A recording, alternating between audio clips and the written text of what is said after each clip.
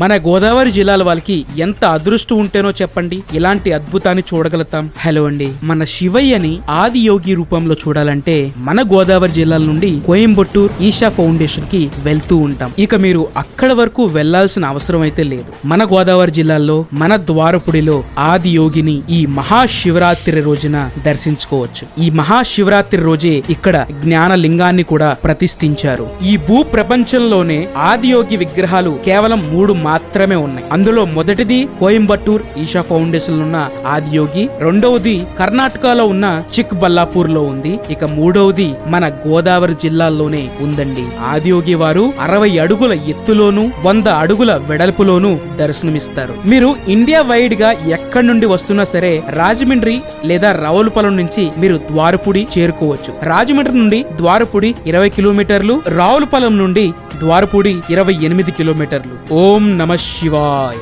అసలు మీరు లైఫ్ లో ఒక్కసారైనా సరే ఆదియోగిని దర్శించుకున్నారా? అయితే ఎక్కడ దర్శించుకున్నారో కామెంట్ చేయండి, నేను తెలుసుకుంటాను.